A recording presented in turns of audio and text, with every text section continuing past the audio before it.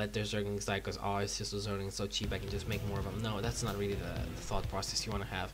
You want to care about each and every unit, and whoa, this is three in-base hatcheries for DalaiLamer. This is really unique style of play over here.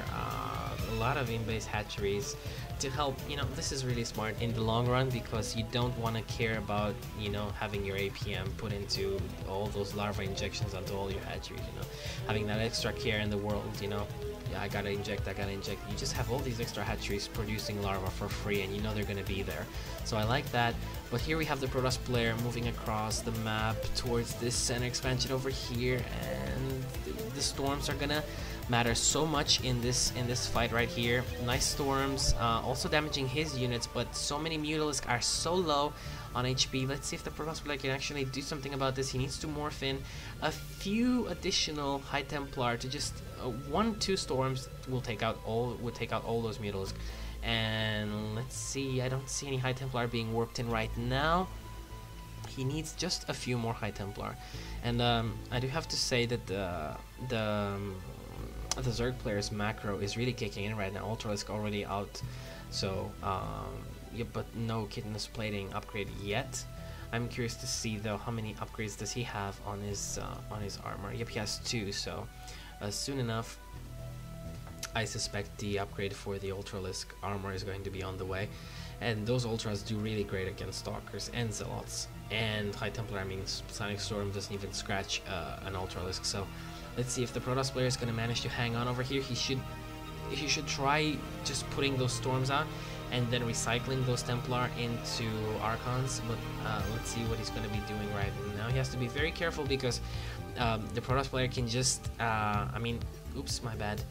The Protoss player can warp in those Templar ready to storm as soon as they're out, so he has to be very careful with his Mutalisks. They're pretty weak right now, and there we go, that Ultra is going down.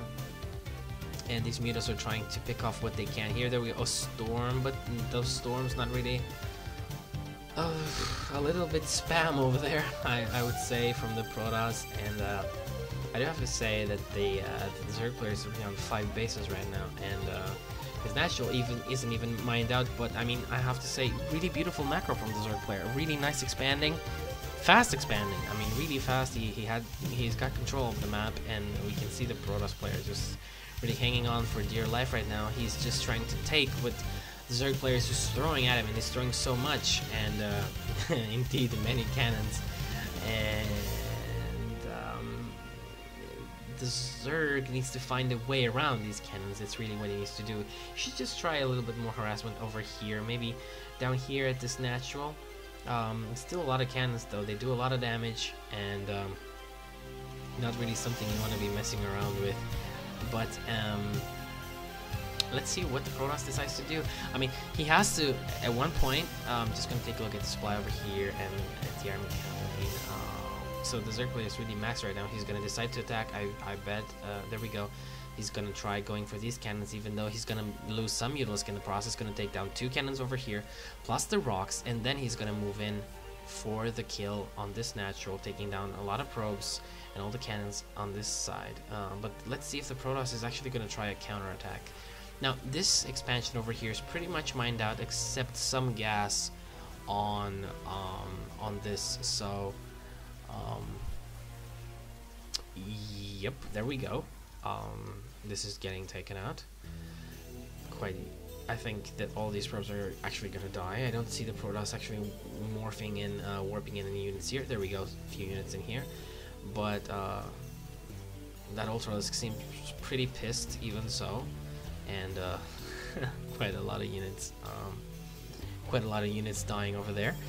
And a few more Zerglings coming in here, although I don't think there's much that they can do. But a lot of Ultralisk here. I mean, there's a lot of Ultralisk. And Kidness Plating on the way right now. Here it is. And Carapace level 3. And once that's done, I'm not exactly sure if the Protoss player is actually going to be able to do anything with this. Although Archons are quite good in large numbers, the splash is really good. And let's see. Let's see if the Protoss player can actually hold on to an incoming attack over here. Just one moment, I will resume this in a moment. I just have to take care of something and I will be right back with you guys. And I'm back, ladies and gentlemen. Real life sucks. It doesn't let me cast these games. And these ultras are moving in here on the ramp, but nice blink micro over there.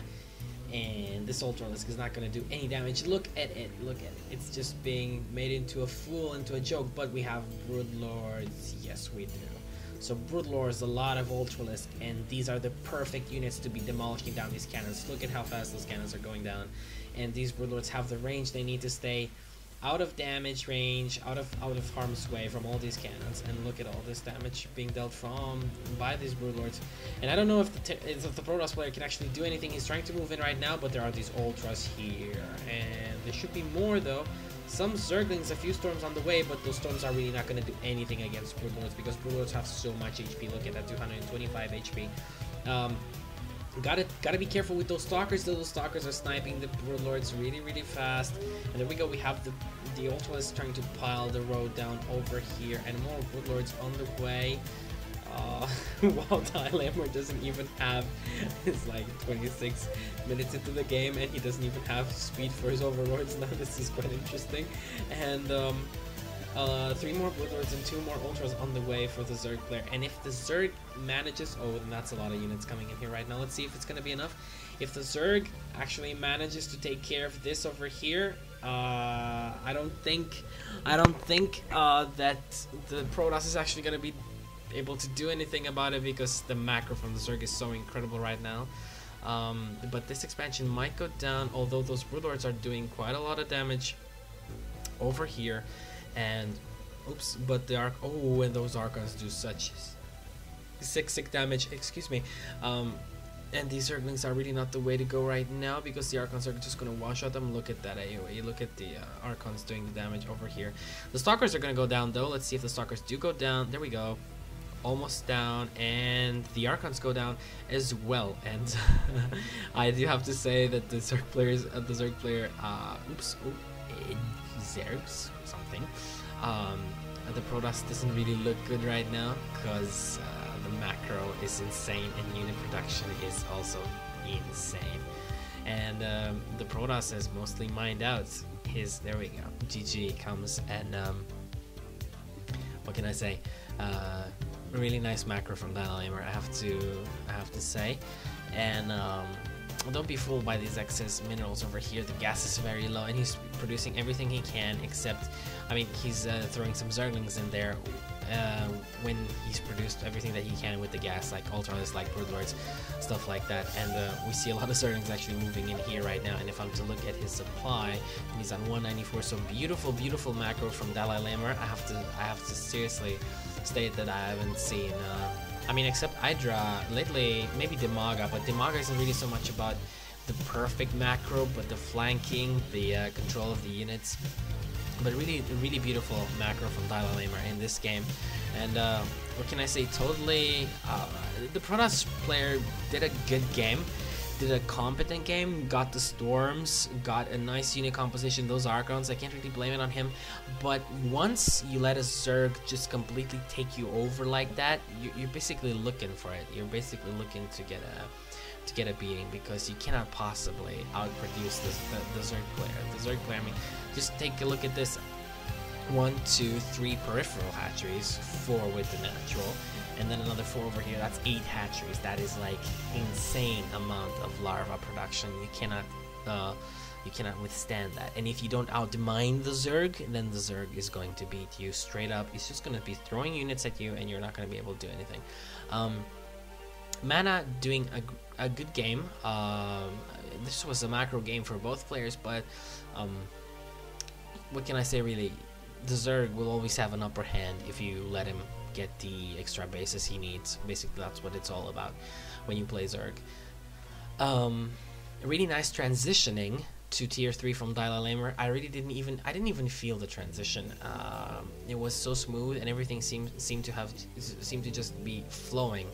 While I didn't really feel any transitioning from MaNa. I mean, for instance, in this particular game, we see some Hydras over here, but in this game, I haven't seen carriers in this game in StarCraft 2 like if for ages now. But in this game, for instance, carriers would have been great. Void Rays would have been great. Void Rays would have been doing particularly well against Ultralisk and Broodlords because they're high HP units, and that's where Void Rays excel the most. And yeah, I mean, you got to think outside of the box a little bit. I mean, people are still discovering Protoss. I think it's the race that is just being discovered the most right now, still in StarCraft 2.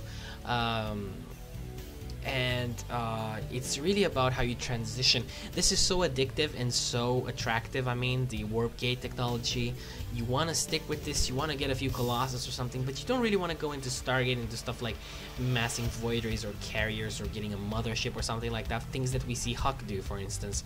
So there are still things that people need to work out, find out how to transition out of things for Protoss, and I think all races have their great potential, and we're gonna see a really great evolution of StarCraft 2 in the near future as people find out how to use strategies, units, and builds more and more. Anyway, thank you for tuning in, thank you for watching this video. I will try to get back on top of my activity here by uploading videos, and I will see you guys next time. If you did like what you saw, then please do subscribe. Thank you for all the views from all the people that have been supporting my channel and like what they see here. I'll see you guys next time again, and stay tuned for more videos. Thanks for signing out.